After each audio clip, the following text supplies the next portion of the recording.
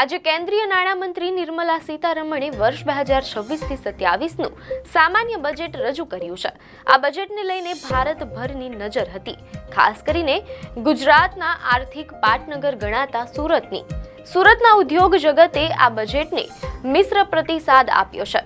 એક તરફ દક્ષિણ ગુજરાત ચેમ્બર ઓફ કોમર્સ SGCCIની મહત્વની માંગણીઓ સ્વીકારવામાં આવી છે, તો બીજી તરફ ટેક્સટાઇલ ઉદ્યોગ માટે કોઈ મોટી જાહેરાત ન થતા વેપારીઓમાં કચવાટ જોવા મળી રહ્યો છે।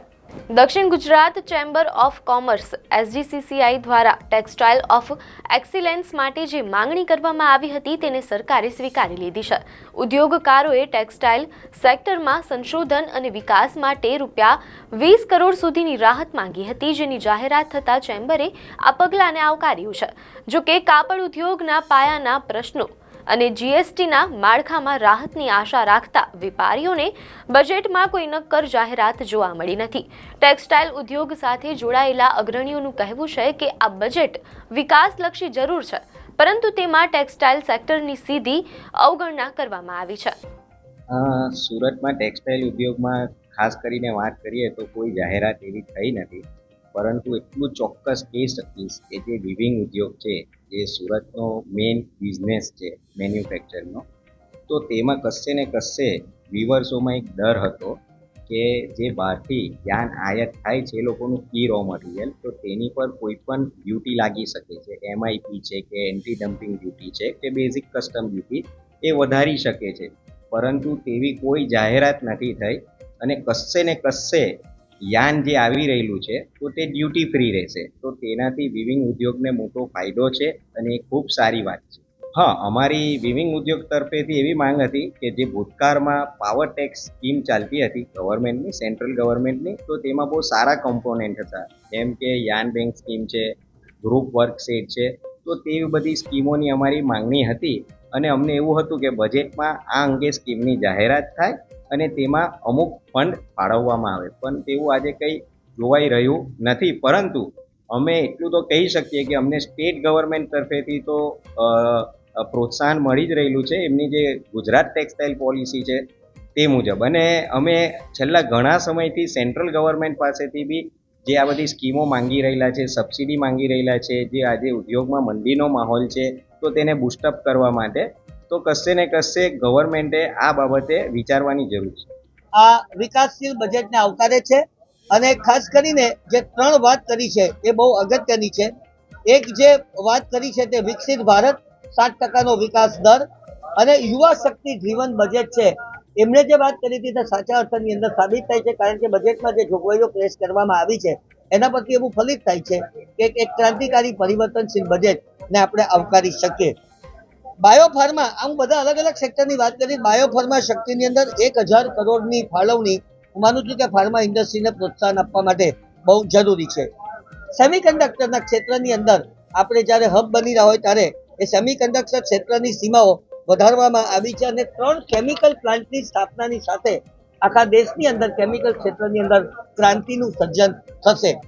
ઇન્ફ્રાસ્ટ્રક્ચર વિકાસમાં 5 લાખથી વધુ વસ્તી ધરાવતા શહેરો, જેમાં ટાયર 2 અને ટાયર 3 નો સમાવેશ થાય, ખાસ કરીને આપણે સુરતની વાત કરીએ, હું માનું છું કે આ જોગવાઈને કારણે આપણા ઇન્ફ્રાસ્ટ્રક્ચરને વધુ વેગ મળશે।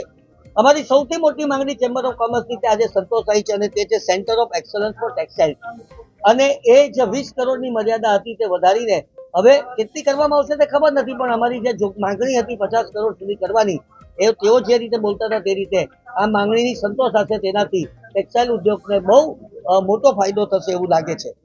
Modernisation of clusters, allocation of fund, ક્લસ્ટરની વ્યાખ્યા રિઝર્વ બેંક ઓફ ઇન્ડિયા નક્કી કરશે, પરંતુ એ જે ક્લસ્ટરોના એલોકેશન ઓફ ફંડ વધવાને કારણે આ બધા જ ક્લસ્ટરની અંદર વિકાસની પરિભાષાઓ બદલાશે એમ પણ લાગે છે।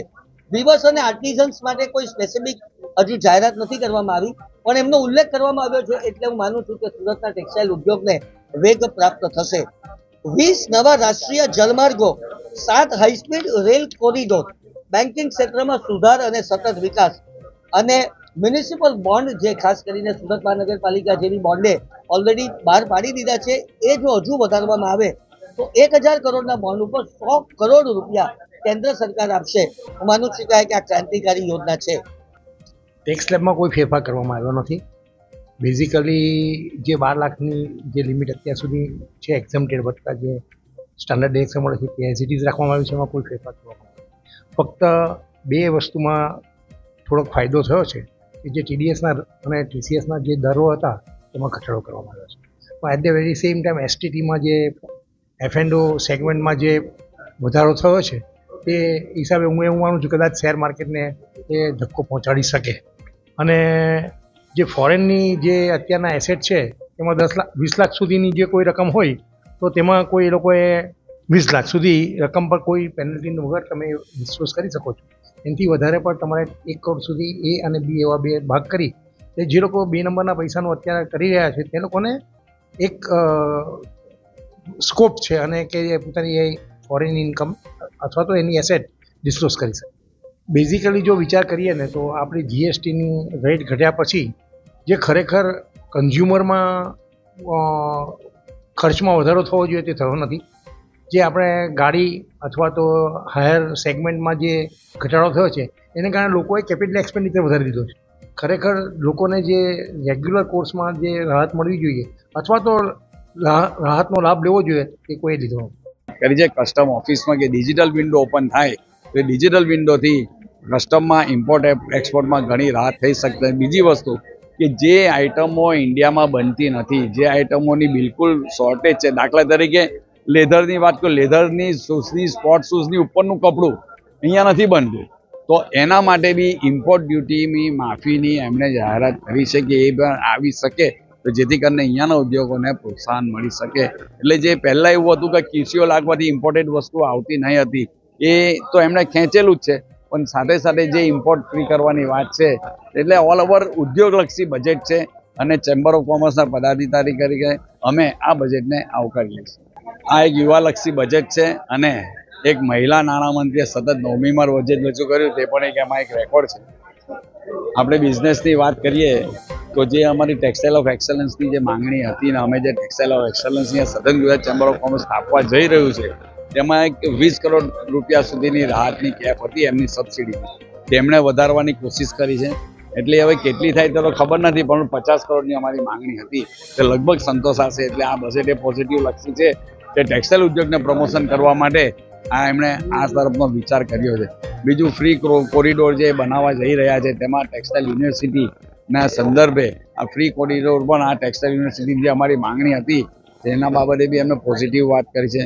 બીજું ચેમ્પિયન MSMEની વાત કરીએ તો અહીંયા સુરત ને ગુજરાતમાં ઘણી MSME દેવીઓ છે ને MSMEના ફાયદા માટે મત્સ્ય ઉદ્યોગ છે કે બીજી ઇન્ડસ્ટ્રી છે કે મોડર્નાઇઝેશન છે ટેક્સટાઇલમાં, એમાં ઘણી રાહતો આપી શકીએ એવું અમને ક્લિયર નથી કર્યું, પણ પાછળથી પેટામાં અંદર શું રાહતો આપશે પણ એમની ઇશારો એવો છે કે ઉદ્યોગોને રાહત આપી શકશે. આમ સુરતના હીરા અને એન્જિનિયરિંગ ઉદ્યોગ માટે બજેટમાં આશાના કિરણો દેખાઈ રહ્યા છે, પરંતુ કાપડ ઉદ્યોગ માટે હજુ પણ રાહ જોવાની નીતિ દેખાઈ રહી છે. ટેક્સટાઇલ ઓફ એક્સલન્સની મંજૂરી એ સુરત માટે મોટી સિદ્ધિ છે, પણ તે ઉદ્યોગની તમામ મુશ્કેલીઓનો ઉકેલ લાવશે કે કેમ તે જોવું રહ્યું.